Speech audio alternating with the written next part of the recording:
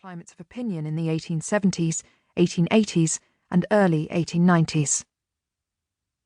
Patricia Ingham, St Anne's College, Oxford. Introduction by Margaret R. Higonnet. New readers are advised that this introduction makes the detail of the plot explicit.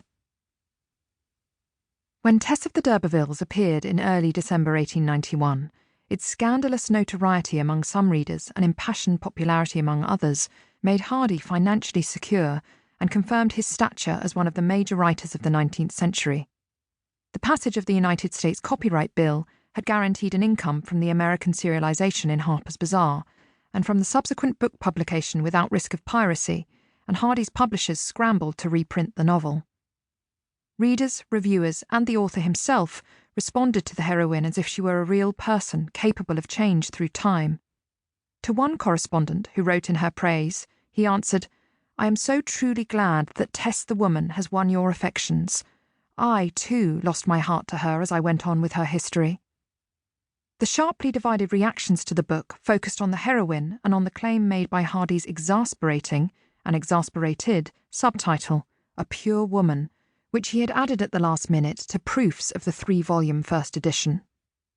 In his autobiography, Hardy reported that the Duchess of Abercorn's dinner guests had been almost fighting across her dinner table over Tess's character. Those who thought the little harlot deserved hanging were put in one group, those who pitied her as a poor wronged innocent sat in another, together with the Duchess. Even before the novel was printed, the rejection of the manuscript on moral grounds by 3 publishers in a row guaranteed that it would be born into controversy.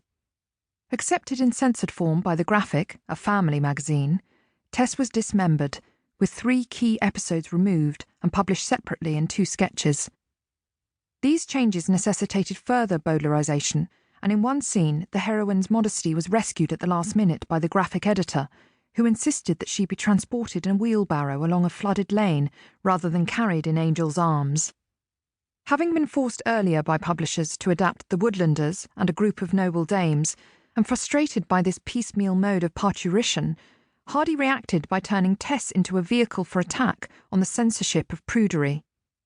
Already in his 1890 article on Candour in English Fiction, he condemned popular magazines and lending libraries for excluding subjects, especially sexuality and childbirth, deemed incompatible with social forms and ordinances.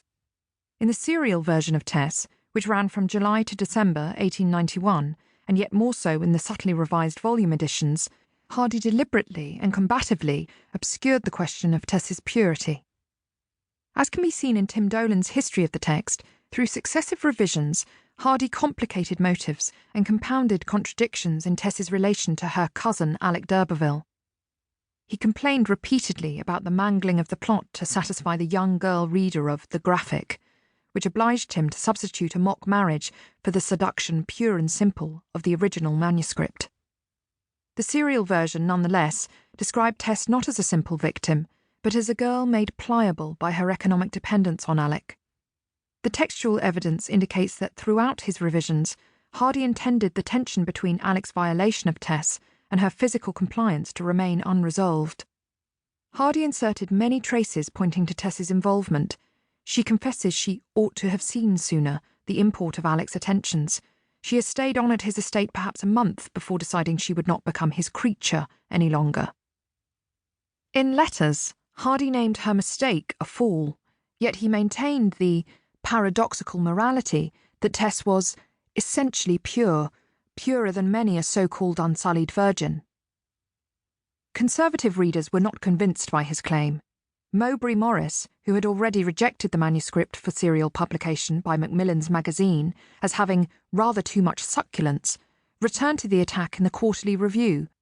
There he mocked Tess's behaviour as implausible and immoral, compared Hardy's descriptions of Tess to a slave dealer appraising his wares, an insight that coincides with more recent accusations of voyeurism, and concluded that he had told a coarse and disagreeable story in a coarse and disagreeable manner.